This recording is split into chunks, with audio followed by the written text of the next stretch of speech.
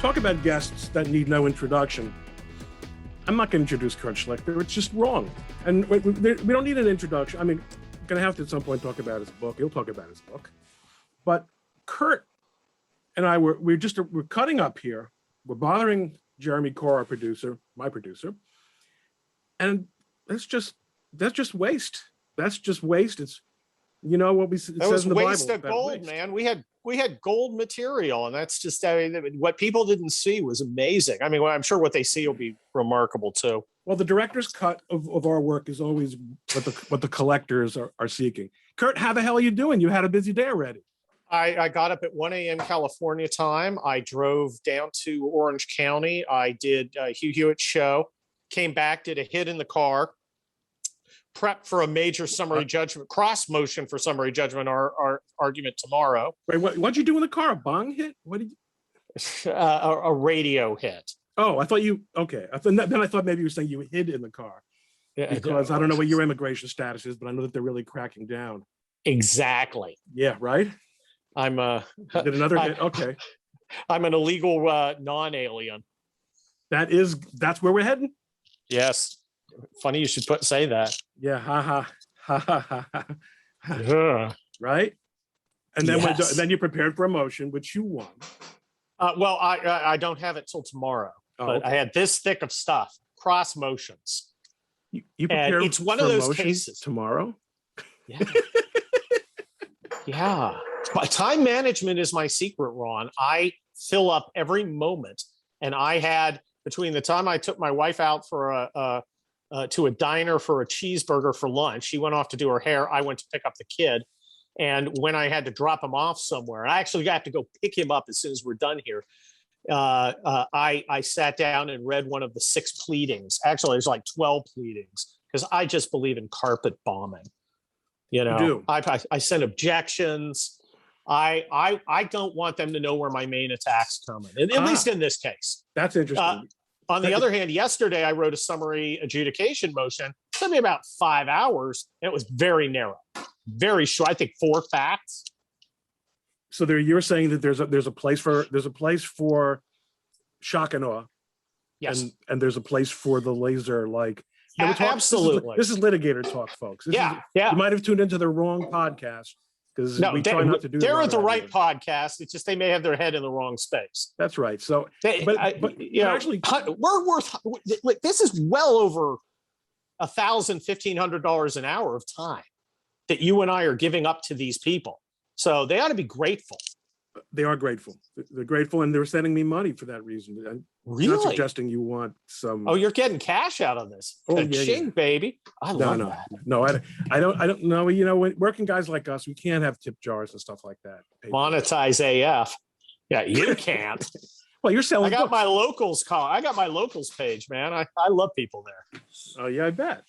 You're doing locals? I got locals. You're retreating from the main. No, supplementing. I need a place for all things Kurt, because I have so many different streams, and I need to put it all in one place. And Locals does that. What are all things Kurt? Tell us all the Kurt things. Articles, books, appearances, media things. I mean, I did an hour with Gorka today, which I ended up talking about my life. Was that the one that the hit in the car? No, that was Austin Peterson at Paducah, Kentucky, or something. We can make fun of him. There's like no chance that he's listening to this. Yeah, it's like I black out Kentucky.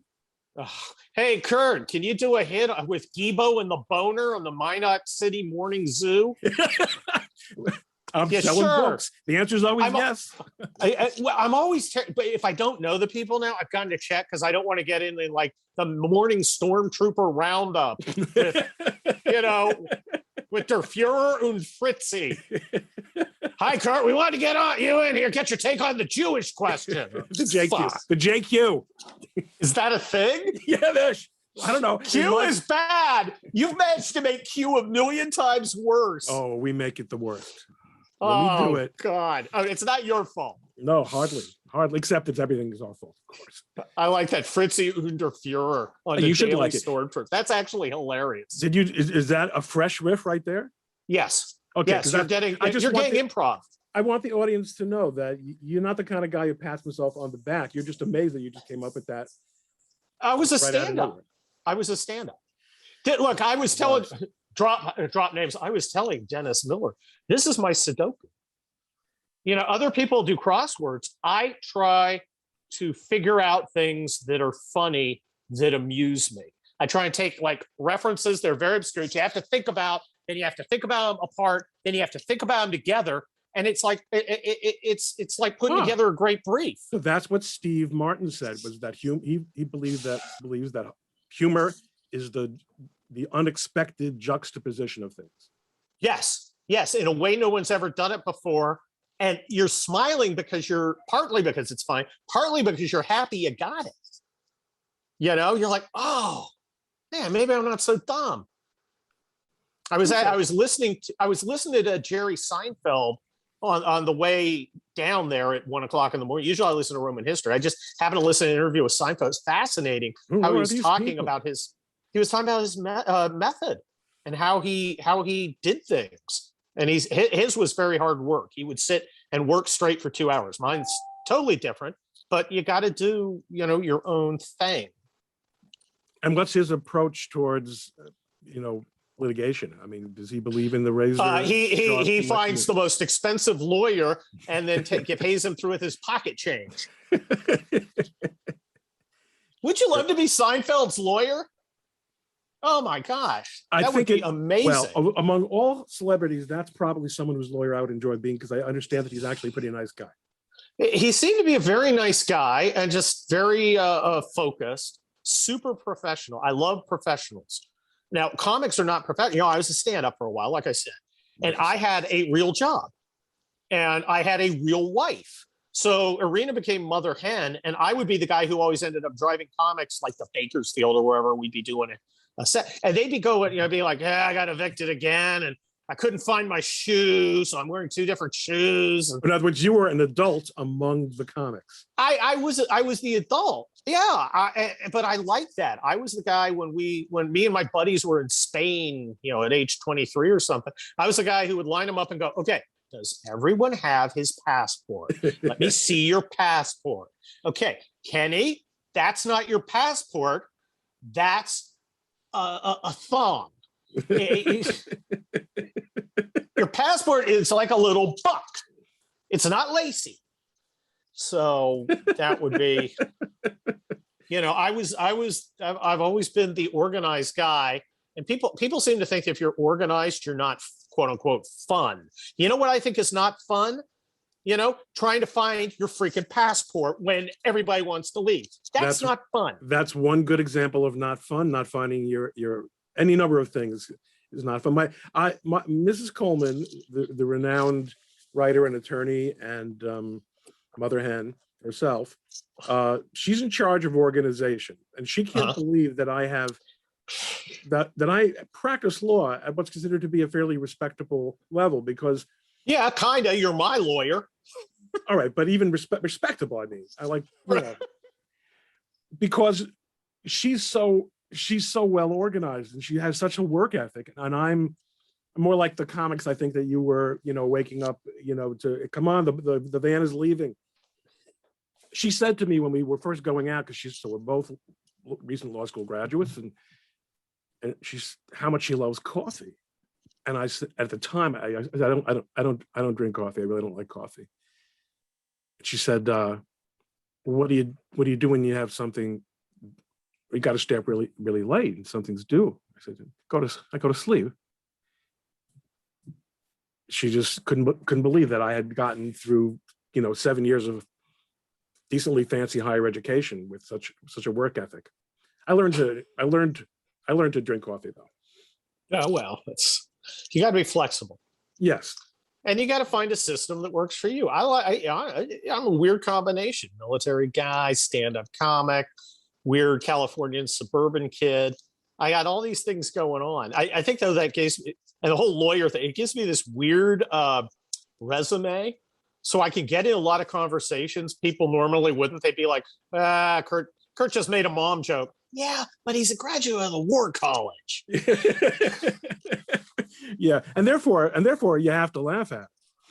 Yeah, or he'll kill you. You see, the thing is, reservists should be from every walk of life, and they are, especially in California. I literally gave a guy a weekend off. He comes up to me, he goes, "Sir, I got a partisan extra in a biker zombie movie," and I was like, "Oh, congratulations! All right, well, we'll see you next drill." Oh, sure. That Because is, I mean, that's a total Californian thing. of course, you got to, you got to. That could be the big break he's been waiting for. Yeah, and that young specialist became Jerry Keanu Seinfeld. Reeves.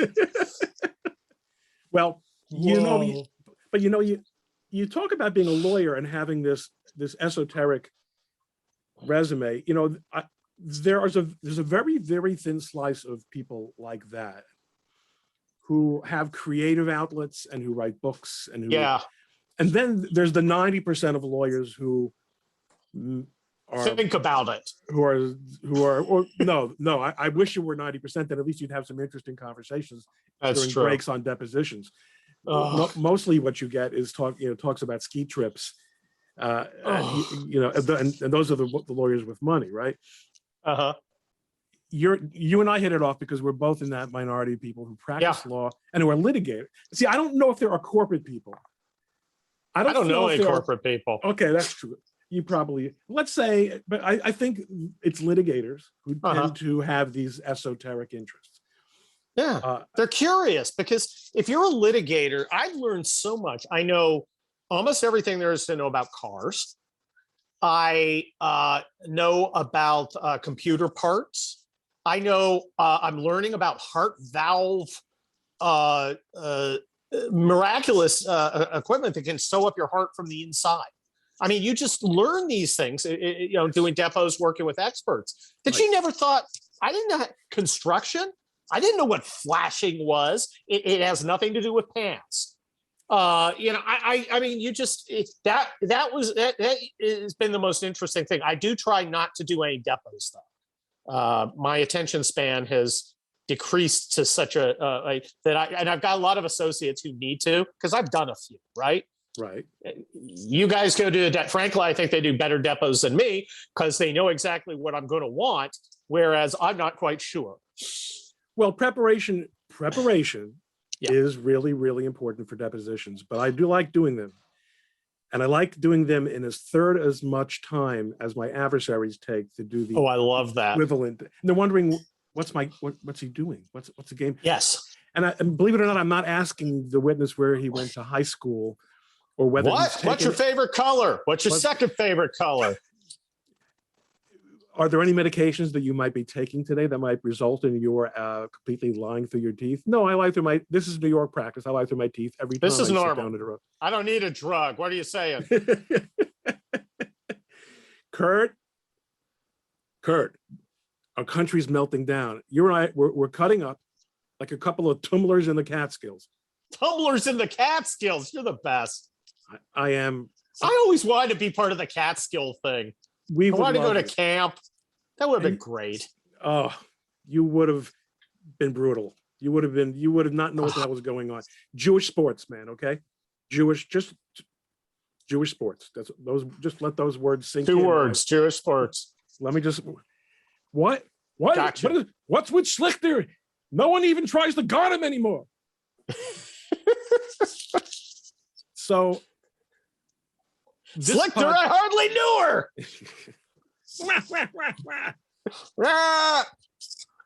You see, your Gentile friends don't make jokes. You can't make jokes like that with them. No, you can't. So look, the country is melting down. We're having a lot more. The country, and we're having like the more. Here we are. The world is turning to Coleman and Schlichter to solve all these problems, and it's just nonstop ribaldry. Well, look, but we have all these private conversations that are in very hushed tones, and where we're using code words because we're assuming the NSA is listening to us. Always. What are we going to do, Kurt?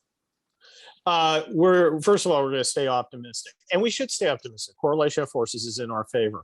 Our opponents are weak, and they're stupid, and they're venile, and they are unaccomplished people. I don't what distinguishes our ruling class right now, which you and I, although we are lawyers and fairly affluent and respectable positions. I don't think that we really identify with the ruling class. We could if we chose to. Nor they with us, more important. Nor they with us. But look at them.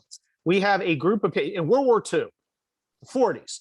We had a ruling class that beat the Depression, beat Hitler. Pretty good achievements. 60s, they changed America through the civil rights movement. They put a man on the moon. The ruling class now, their achievements, and I've said this before, I'll say it again. Iraq, Wall Street, and Grindr. This is these are just not accomplished people with rare exceptions. They're just bad at what they do. They are, I think of them as cultural trust fund babies. They didn't build any of this. They inherited it by going to the right school. Okay, they were handed it. Do you know any third generation Kennedy who's not a drug addicted loser? I mean, really? No, that is not something to wish on your children. No, it is not. It's a horrible thing. But the fact is, the greatness of generations decline. Roman history, or at least the empire part, is largely a story of lesser sons of greater fathers. And a lot of fathers weren't too great to start with. I mean, they're not all Marcus Aurelius. Okay?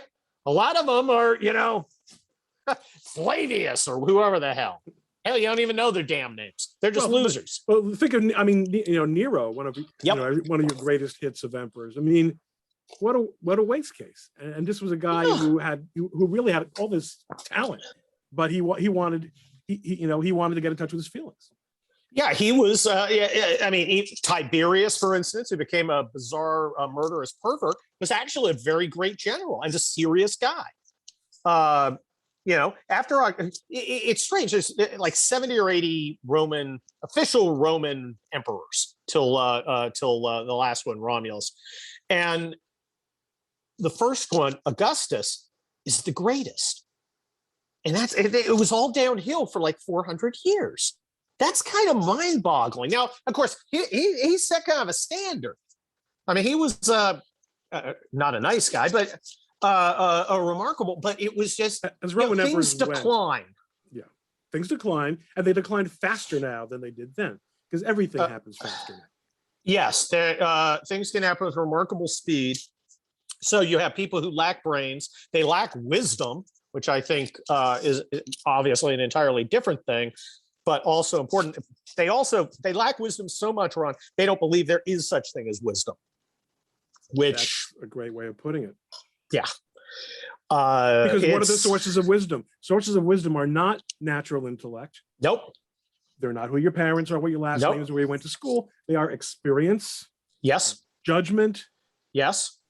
A sense of forbearance. Yes. Imagine forbearing from what you actually want right now. Yes, and training. I mean, you look. Hard work. Look, I'm not Joe Church, but I do read I read a book of the Bible every night because I promised a chaplain I'd do that. Like I said, I'm working my way through the Old Testament right now, and you read Proverbs, and there's a lot of stuff in there that you're like, I don't really understand. I have to do what with sheep, but it doesn't say that in Proverbs. It's like guard the sheep that leaves at dawn. I don't quite know what that is. Well, there was a lot of stuff that's really smart or really wise because it understands people. Well, you're like, yeah. Keep in mind that Moses was a shepherd, David was a shepherd. Oh, I forgot Moses was a shepherd. He was a shepherd. The patriarchs were shepherds. So being a shepherd gives you a lot of time to think. Well, who were the guys who attended to Jesus? So we'll just, as I did with my daughter, she went to the Chabad preschool. We just added Jesus, and she killed it in Old Testament at Vacation Bible Camp. But no, I mean the whole shepherd thing is huge in the Nativity. Huge. Who comes and attends to Jesus? It's kings, but shepherds too. So that meaning is there, and I don't think it's just symbolism. I think it's important if you know what to look for, and hopefully you're wise enough to know what to look for. They're not heads of agencies. They're not have chairs of think tanks. They're not influencers. They're not influencers at all. They're not influencers. Hi. I'm Mike. I'm a shepherd and an influencer. Check me out on Instagram. Crook I page. got a great scene of me and Gamora. It's killer. You know, kind There of will not be a sequel. got a little. By the way, you want to hear my favorite joke I ever wrote? Yes. My favorite joke I ever You wrote. really set yourself up here now. It is my favorite joke I ever wrote. It's Man walks into a bar. well, close. It's guys, we all know what happened in Sodom. What happened in Gomorrah that's so bad no one will ever talk about it? And that is the joke.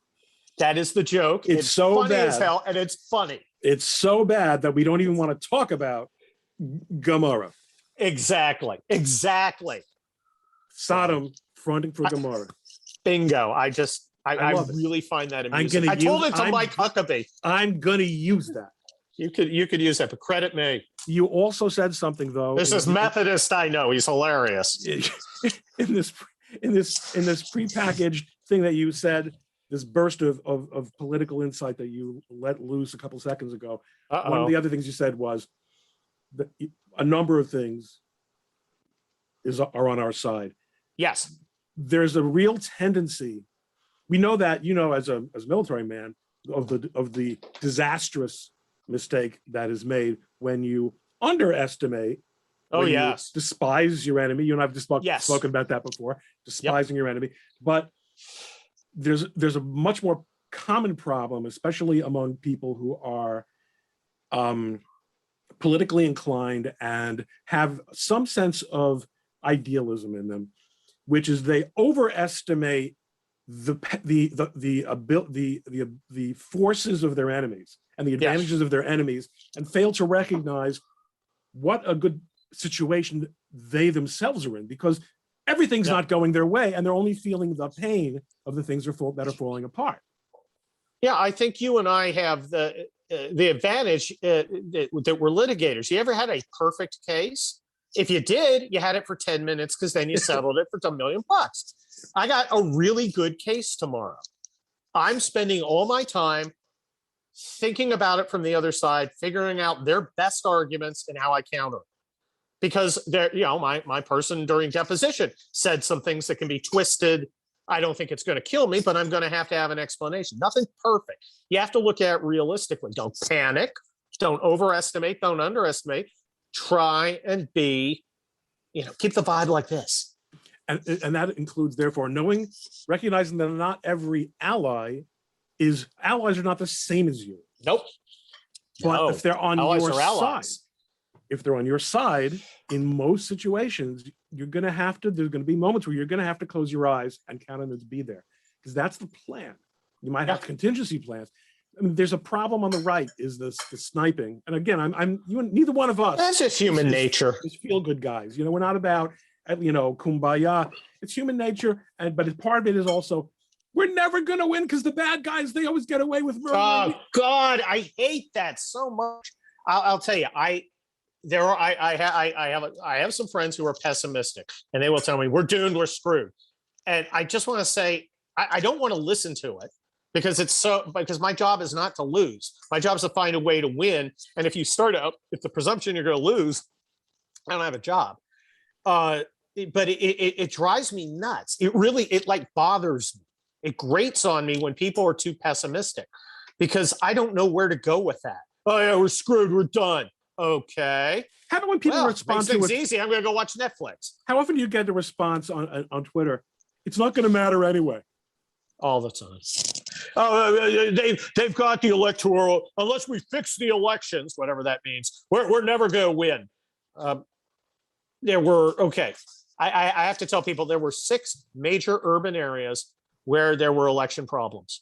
The lack of preparation was staggering. I blame Trump. He's the commander. It's his fault. Yes, I know people lied to him. He's the commander. It's his fault. I walked into Nevada, and you and I were talking offline, back channel about this stuff. I walk into Nevada at the invitation of Rick Grinnell, kind of a litigator, non-election guy. I walk in and I meet the lawyer the Republicans had in one of these 6 states. His name was Jesse, good lawyer, had a nice dog, a lawyer. And they asked me, what do we need to win? And I said, I sat down and I told them, which is essentially a major law firm to make a major commitment at 6 figures a day. And they're like, well, we don't have that. we don't want to do that. You just told me we're going to do everything we have to win. That is the beginning of winning. Well, we can't do that. Okay, so you aren't going to do everything you have to win. You're going to do a few things and lose. And there was no preparation of the battlefield. A lot of stuff. My God, folks, Jesus. The reason Kurt's pointing this out is not to double down on the pessimism. It's to say why we should be optimistic. In other words, we didn't have to lose. No, we didn't. Kurt and I were on the phone on November 5th. He was on the way, which it looked at the moment like you ended up in Nevada, right? Yeah, I ended up in Vegas. In the course of that conversation, I think the beginning of the conversation, I was driving to the airport to go to Wisconsin, but by the time we hung up, I was going back to Philadelphia. There was no sense whatsoever of command. No command and control. Who was in command? What's the chain of command? Look, there were good talented people. I had a person who could handle logistics, but only for us. I took over operations. I wasn't lawyering. I was saying, your future operations, you go over there and you're figuring this out. Your research, you go over there, you do that. I was more colonel than I was, counsel. Hey, I like that. Colonel versus counsel. It didn't have to be that way. It's not hard to plan an operation, but they simply didn't do it. And the Democrats sure as hell did. Harmeet was onto this. She knew it was coming. She desperately had put in her suggestions to do it differently, but cronyism. Kurt and Coleman, counsel and colonel, conclude that cronyism canceled our constitutional republic. Yeah, it was a disaster of major proportions. It didn't have to be. You needed a comprehensive campaign beginning months and months out. And they allowed things to happen. Like they allowed major law firms to get taken out of the picture, where what you really need is, hi, this is Mitch McConnell. Let me talk to the managing partner. Listen, dipshit.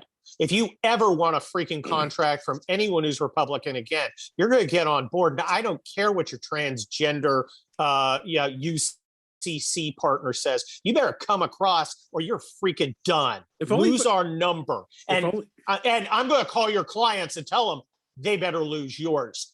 Get in the game. And we know the names of the firms that should have been done to. Yes, we do. But I don't have a big Jones today to talk about. Day by day. So in the time remaining available to us. So guys, what Kurt and Coleman are saying is, let's try doing it right. Yes. The people out there who want to be pessimistic. See, you look smart if you're pessimistic. You look cool, right? You're cool. You're not one of those sunny side people. Right. You get, and you don't have to prove anything. Exactly. Because we're going to lose. Well, how do you prove that? Now you can ask me. Look, if I say, hey, we got good things good, you got a right to go. Well, what do you think is good? Well, this and this and this are good. I would like to see, among other things, a legal battle plan done up early, properly funded, with the people we need either enlisted or terrorized into backing us. And I mean not playing. I mean, listen, dipshit, I will call every one of your clients we're attached to, and I will screw you. And your book of business will become a freaking paperback. So we are not effing around. You're playing ball, and you better freaking do it, and you better do it right now. How important is fighting back against cancel culture before the election? Oh, very important. Making that happen.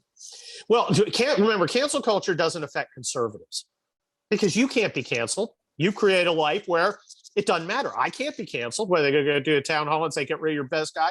It's the guys who haven't taken a position or liberals who are really subject to it. And that's just a function of time. Now, we don't have access to some of these institutions, which is why we're kind of creating our own. You and Harmeet have created your own law firm that provides a huge alternative to a lot of these other folks. And you guys are able to do things they're not. I mean, holy cow, every time I see a giant victory, it's you guys. I mean, what you guys did in support of Larry Elder, I was like, That was great. I didn't know the case.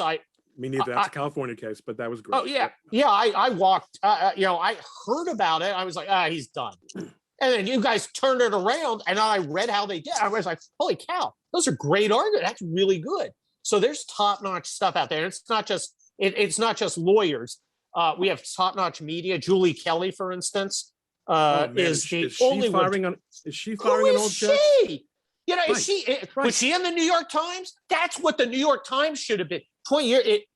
If that was Black Panthers in 1975, rotting in DC jail, you know, the Washington Post or New York Times would have a Julie Kelly blowing the lid off it. And you know, frankly, Republicans need to be slapped around for not fighting back over that thing. I wouldn't mind seeing McConnell go stand out in front of the DC jail. Well, this is an abomination. He's not going to do it. Of course, that's not quite his style. No, that's not his style. And there is a difference between conservative style. I mean, another thing that the typical ankle biter replier on Twitter doesn't get is that we can't use their playbook. It's their playbook. Our doctrine is different. We've got to do it our way. But we shouldn't be patsies about it. No, we shouldn't arbitrarily take techniques off the table. And we also need to understand, you know, keep going to McConnell. There's no one better than him at doing what he does. Yes, when he wants to, when he's motivated. Yeah, drives me crazy. But boy, can he snip him in a second? Oh, jeez. That guy is good. Cold as ice. He's cold as ice. He's a stone killer. Yeah. And then you guys got guys like Mitt Romney, who's absolutely useless. I mean, he breaks from Candy Crowley. He's supposed to be the edgy, hardcore businessman. He's a pushover. You forget he's like a second generation guy, right? He didn't build it; his dad did. Yeah, that's right. Oh, I do think though that we can't get canceled, but the fact that there's all this stuff going on with censorship, and remember that's kind of my theme, so I'll come back to it. No, censorship's a little different than cancellation, but I think it matters. It does, and the reason it matters is not only for the obvious reasons, but that it bespeaks a corroboration of our hypothesis, which is that they recognize, even if we don't recognize, that they're in a lot of trouble. They're in a world of trouble.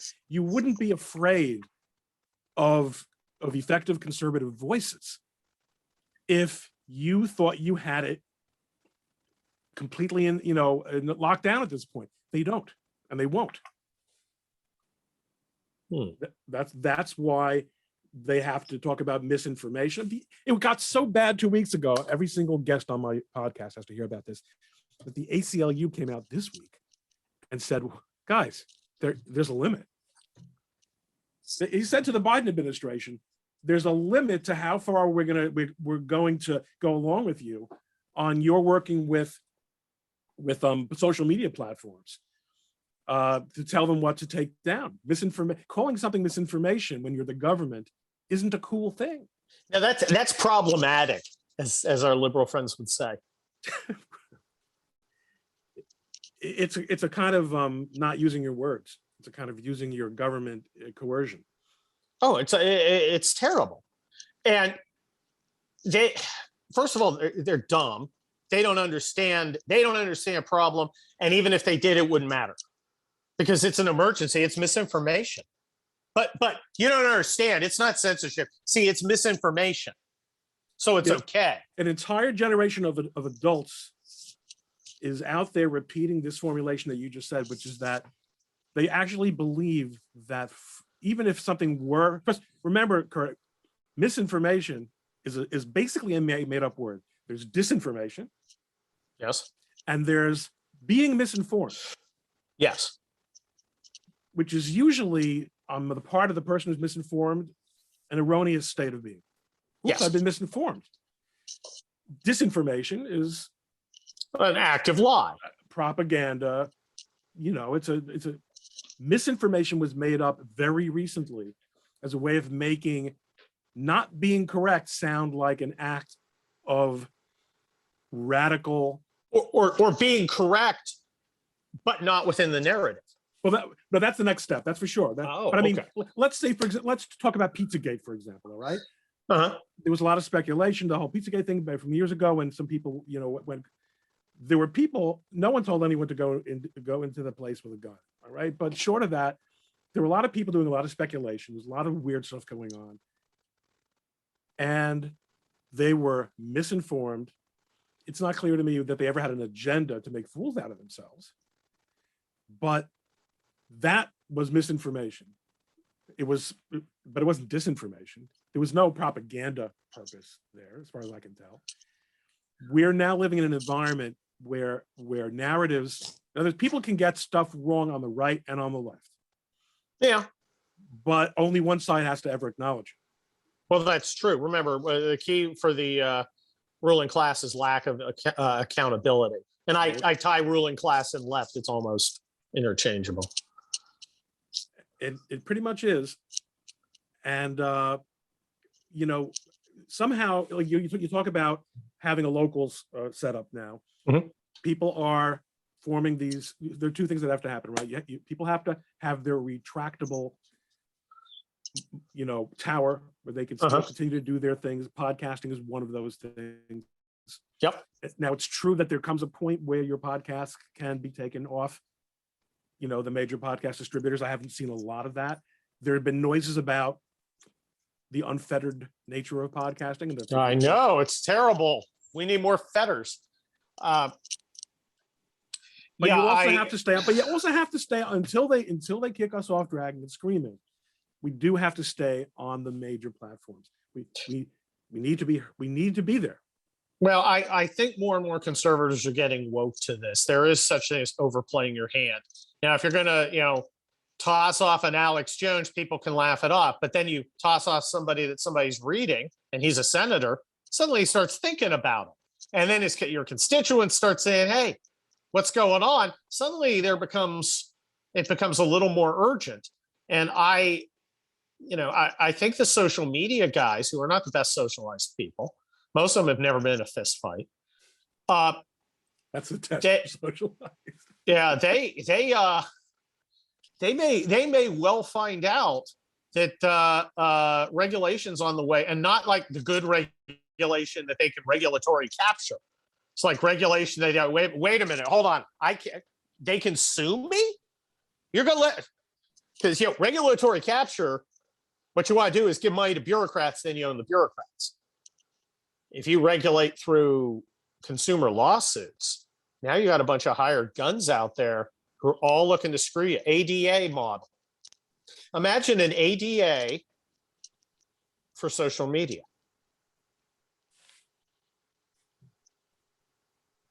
Or at least social media over a certain size. Hey, you have more than 100,000 members in your thing? Oh, man, they got you. They got Kurt. Oh, I got a little call from work. I'm going to have to get back to him in a couple minutes. Well, maybe you're going to do that because we are actually in the red zone now anyway. Kurt, okay. You've been an incredible guy here as usual. The cut-ups, the comedy, the insights. We always have fun, you and I, and some of our discussions have off the record have been the stuff of which truly great podcasts are made, but this will be a decent enough one for the price, I think. Well, I certainly hope so. I've had a good time. All right, thank you. Oh, wait a minute. Mention the book, please. We got to push. The book is called The Split. It's a conservative action novel. It's got guns, liberal bashing, more guns, some crocodiles. It's a lot of fun. I have a great time writing them, and I sell a boatload of the things. It got to 42 on all of Amazon. On all of Amazon, 42. I know this guy. I know. I'm amazing. All right. See ya. Adios. Bye-bye.